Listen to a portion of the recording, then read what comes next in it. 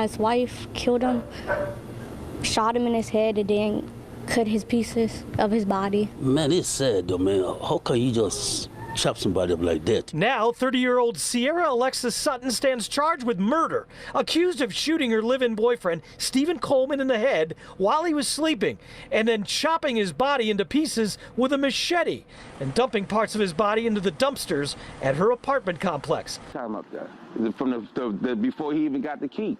You know what I'm saying? I watched him get the key and watched him sign the paper for it. And it was a big joy to him because it was like he accomplished something. She acted like she knew nothing about anything. She was trying to call him. She hadn't heard from him. No response. Still hard to believe, it really is. Because I look at her, she's a young girl. She's pretty in the face. You just don't see it. You don't see it in her. He had already told someone. That is the detail that sits at the center of this entire case and refuses to move. Before August 16, 2017, before the argument, before the night everything in apartment 302 went sideways in a way that no one who lived in that building heard, before the landfill, before the missing person report, before Hurricane Harvey hit the Texas coast and consumed every headline and every emergency responder and every resource in the greater Houston area, and created the specific terrible cover that allowed this story to stay buried longer than it should have. Before all of it, Stephen Coleman had already sat down with a friend and said the words that investigators would later find in the court record, and that would stop everyone who encountered them cold. He said if he ever went missing, point the police to her. He named Cierra Sutton, his girlfriend, the woman he lived with, the woman who would later walk into the Baytown Police Department and file a missing person report on the man she had already killed. He knew. He told someone. And when the moment he had named arrived, the only person who could confirm what he had predicted was already gone. Welcome to the Crime Files TV. This channel covers the cases that matter, the stories from Black American communities that deserve the full treatment, the complete picture, the respect of a proper telling. If you are new here, subscribe now and hit the bell. We cover cases like this every week because these stories deserve to be heard, and heard completely. Now let's go back to Baytown, Texas, and back to the man who saw what was coming. Stephen Coleman was 32 years old. He went by Slim Da Don, a name his friends and his music had made familiar in the circles he moved in. He was a rapper, a man who had been working his way toward something real in the independent music space, building a following, putting out videos on YouTube, doing what artists do when they believe in what they are creating, and are willing to put in the work to make it visible. His friends described him as a good guy who was genuinely on the right path.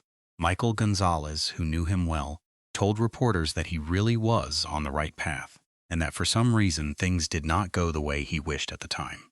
That qualifier, for some reason, is the kind of thing a friend says when they are trying to make sense of something that does not resolve into a clean explanation. They know the reason. The reason is the case we are about to walk through. But the grief of losing someone you believed in makes the reason hard to state plainly. Because stating it plainly means acknowledging that what happened to Stephen Coleman was not an accident or a mystery. It was something he had seen coming and had tried to warn against and had not survived. He lived with Cierra Alexis Sutton in apartment 302 at a complex on James Bowie Drive in Baytown, Texas.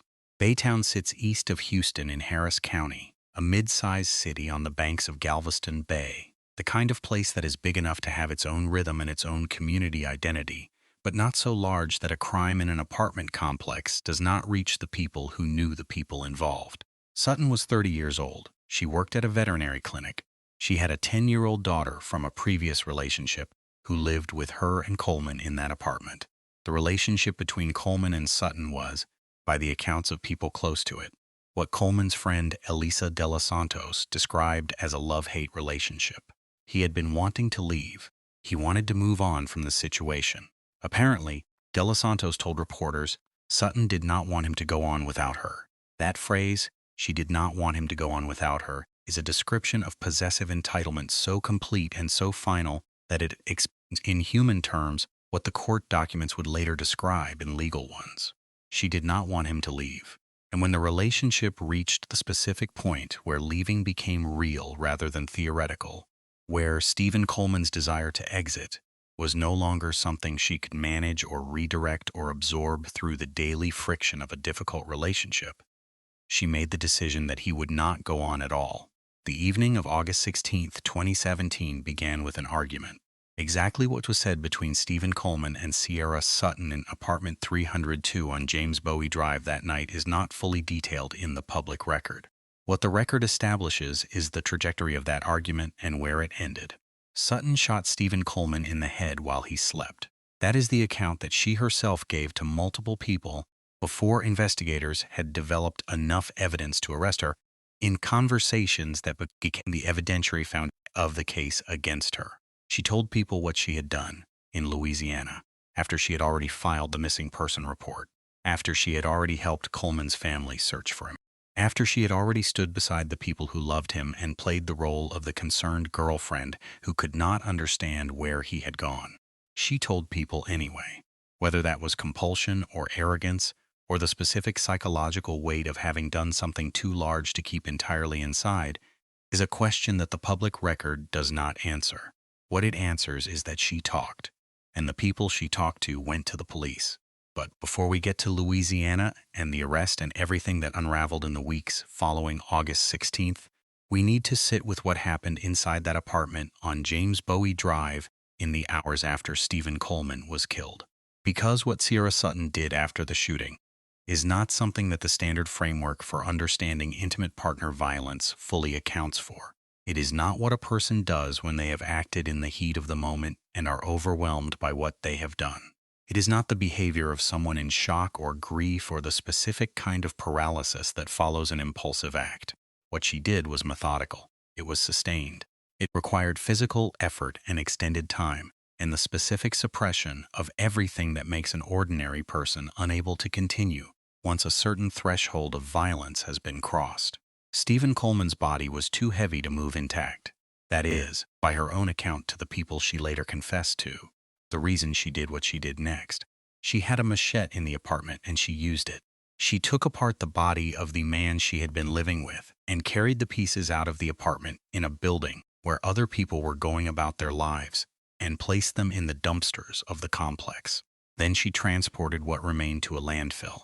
A torso would be found there on August 22nd by a worker using a tractor to push garbage, who made the discovery that stopped Hurricane Harvey preparations at that facility and sent investigators to a scene that nobody who worked at the Baytown landfill had ever anticipated encountering. The neighbor who lived downstairs, Mickey Rogers, told reporters she heard nothing at all. She said she had known something like this could happen was not something that entered her mind. She described Sutton as acting like she knew nothing about anything, trying to call Coleman on the phone, saying she had not heard from him. Family members could not reach him, and Sutton was right there, performing concern, performing the confusion of a girlfriend whose partner has disappeared without explanation, performing all of it with whatever internal calibration allowed her to stand beside the people who were genuinely worried about Stephen Coleman and maintain a version of herself that looked like one of them. She did not file the missing person report on August 16th, the night he was killed. She filed it on August 18th, 2 days later. She walked into the Baytown Police Department at approximately 6:30 in the evening. With Hurricane Harvey bearing down on the Texas coast and every law enforcement resource in the area preparing for one of the most catastrophic storms in American history, and she reported Stephen Coleman as missing. She said he had left the apartment 2 days earlier and had not returned. He was not answering his phone. He was not responding to Facebook. She did not know where he was. That is what she told Baytown Police Lieutenant Steve Doris, who took her report and began the investigation that would, in the weeks that followed, produce one of the most disturbing cases in Baytown's history. The timing of the missing person report relative to Hurricane Harvey is not incidental. It is not a coincidence that deserves passing mention. Harvey made landfall on August 25, 2017, and the response it required from law enforcement, emergency services, and every public agency in the Houston metro area was total and immediate. The Baytown Police Department, like every other agency in Harris County, was consumed by a disaster that would eventually kill more than 100 people, cause more than $100 billion in damage, and demand the sustained attention of every available resource for weeks. The investigation into Stephen Coleman's disappearance did not stop during Harvey, but the environment in which that investigation was conducted was profoundly disrupted. The resources available were stretched. The public attention that might otherwise have focused on a missing person case in an apartment complex in Baytown was directed elsewhere, and Cierra Sutton, who had filed the missing person report 2 days after killing him, used the window that Harvey created to do what the court record later described in a single word. She fled. She packed her daughter into a car and she left Texas. She drove east toward the state she apparently believed offered her enough distance from Baytown to allow her to manage what she was carrying. She brought her daughter to a friend's home in Metairie, a community just outside New Orleans in Jefferson Parish. And then, in the specific and documented pattern of someone who has done something too large to contain, she started talking. She talked to multiple people in Louisiana about what she had done, not in vague terms, not in the hedged, deniable language of someone who is testing whether they can trust the people they are confiding in. She told them directly. She had shot Stephen inside their apartment. She had dismembered his body. She had disposed of his remains. The people she told this to in the days and weeks following her arrival in Louisiana came to the police. Lieutenant Doris of the Baytown Police Department said it plainly at the press conference following her arrest. Cierra had confided to multiple people in Louisiana that she had in fact done what she did to Stephen. Those multiple people are the reason the case broke when it did. They are the reason that the combination of a missing person report and an impending hurricane did not permanently bury what happened on James Bowie Drive. Baytown investigators connected with Jefferson Parish authorities. On September 14, 2017, 29 days after Stephen Coleman was killed, Cierra Sutton was found in a Louisiana apartment complex and taken into custody. Lieutenant Doris described her at the press conference following the arrest in the specific and precise language of a law enforcement official who has spent his career reading people and is not interested in softening what he observed. He said she was uncaring. He said there was no remorse. He said that is the best way he can describe her, uncaring, no remorse. The woman who had filed the missing person report. The woman who had searched alongside Coleman's family. The woman who had told people in Louisiana what she had done, uncaring, no remorse. Dominique Clark, one of Coleman's closest friends, gave reporters the statement that is still, years later, the most raw and the most honest articulation of what many people who knew Stephen felt when they heard who was responsible and what had been done to him. He said, "Devil." He said that is the mind of a bad spirit. He said that is not a normal mind. He said that is not a mind of God. He said that is not one of God's children. That statement, given in the immediate aftermath of the arrest, in the specific language of Black American faith and grief, is not simply emotional expression. It is a moral assessment from someone who knew Stephen Coleman, who knew what he was building, who understood the specific loss of a person who was going somewhere and who was taken before he got there. There is a detail in the court record that every investigator who worked this case, every prosecutor who prepared to try it, every person who has covered it since, returns to as the single most significant pre-incident indicator in the entire documented history of the relationship between Stephen Coleman and Cierra Sutton. Court records established that Coleman had told a friend on multiple occasions that if he was ever to go missing, that friend should tell police his girlfriend was the cause. He named her. He said it more than once. He said it with enough consistency that it was in the court record. He had looked at his relationship and understood, with whatever internal clarity that kind of understanding requires, that the person he was living with was someone capable of this. That knowledge, that specific, documented, repeated warning, is one of the most important things this case contributes to the broader conversation about intimate partner violence, and the way that victims sometimes understand the danger they are in without having access to the language, the resources, or the institutional mechanisms that would allow that understanding to produce safety. Stephen Coleman was not unaware. He was not blind to the dynamics of his relationship. He had told someone. He had named her. He had said the specific words that, in a different set of circumstances, might have been the beginning of a safety plan, a protective order, a documented record of concern that could have been acted on before August 16th became August 16th. But the institutions that could have acted on that information were not in possession of it until after he was gone. His friend held it, and without a crime or a documented threat or a specific triggering event, That information had nowhere to go. This is one of the most consistent and most painful patterns in the full landscape of intimate partner violence cases. The victim knows. They tell someone. That someone does not always know what to do with what they have been told, and the systems that are designed to intervene do not have access to the information until after the event the information was predicting has already occurred. Stephen Coleman's pre-crime statement to his friend is not a failure of that friend. It is a failure of the systems around both of them. A failure to create the kind of accessible, low-barrier pathway through which a friend who has been told if I go missing, blame her can translate that information to an institutional record that produces action before the worst happens. The case went to trial in Harris County. Cierra Sutton was convicted of murder. She was sentenced to 45 years in prison in February 2019, with the court determining that she would have to serve at least 22.5 years before becoming eligible for parole consideration.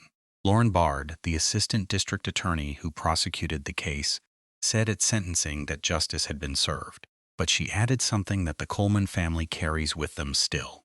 She said she thinks the victim's family can never feel like there is enough justice. She said at the end of the day, an offender is still walking around, and their loved one is not. That sentence, careful and honest and not pretending that a prison term resolves what it cannot resolve, is the kind of institutional honesty about the limits of legal accountability that families of murder victims deserve to hear and rarely do. Corla Coleman, Stephen's mother, has spoken publicly about the case multiple times since the conviction. Her voice and her grief are part of the permanent record of this story, and they deserve to be treated as such. She described the investigation and the trial with the specific clarity of a mother who paid attention to every detail because every detail was about her son. She described being told by investigators that there were men who helped Sutton move furniture out of the apartment in the immediate aftermath of the killing. She asked what happened to those men, whether they were questioned, whether they were charged, whether the full picture of what happened in and around apartment 302 in the days after August 16th was ever fully documented and pursued. The public record does not fully resolve those questions. Lieutenant Doris noted at the time of the arrest that investigators did not know for certain whether Sutton had an accomplice.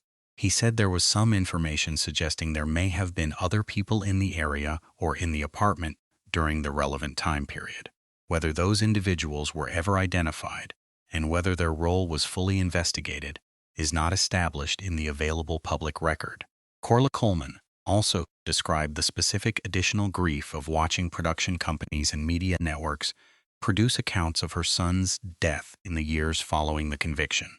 She said they tried to paint her son as a horrible person.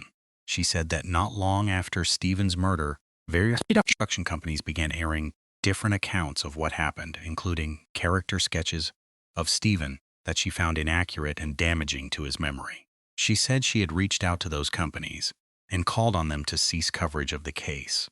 That request, from a mother who lost her child and then watched his story be turned into content by people who had no relationship with him, is something that every true crime channel and every true crime audience needs to hold as a responsibility. The people at the center of these stories are real. The families left behind are real. And what is done with their pain and their loved one's memory after the case is closed is something that deserves care and respect and the specific commitment to telling the story right with the victim at the center and the family's humanity intact. This channel, the Crime Files TV, exists in that commitment. Stephen Coleman was 32 years old. He was Slim da Don. He was building something real, putting his music into the world, earning the respect of people who knew him, and the attention of people who were beginning to hear him. He was a good guy on the right path. He had been trying to leave a relationship that he understood was dangerous.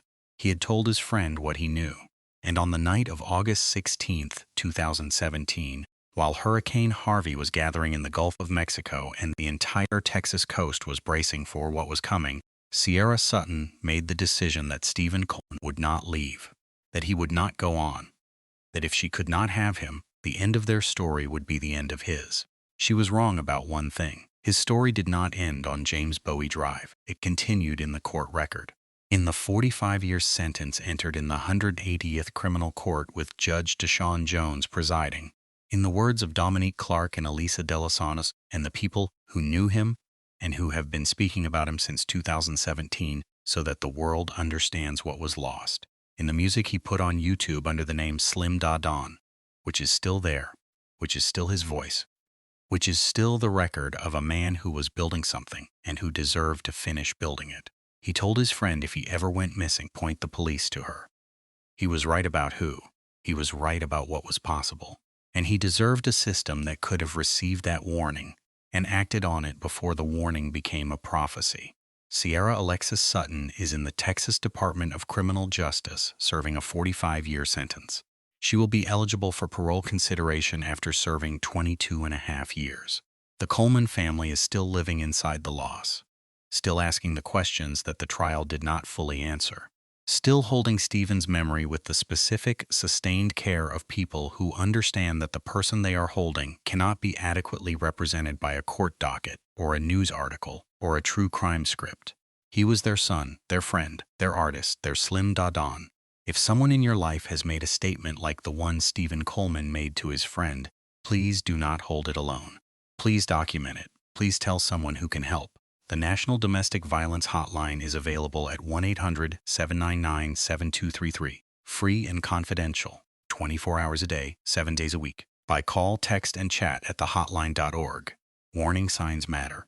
The people who name the danger they are in deserve to have that naming taken seriously before it becomes the last thing they said about the person they were afraid of. Subscribe to the Crime Files TV. Share this for Stephen. For Corla Coleman, who has been fighting for her son's memory since the day she lost him. And for every person watching this who has heard a warning they did not know what to do with. Now you do. Say something.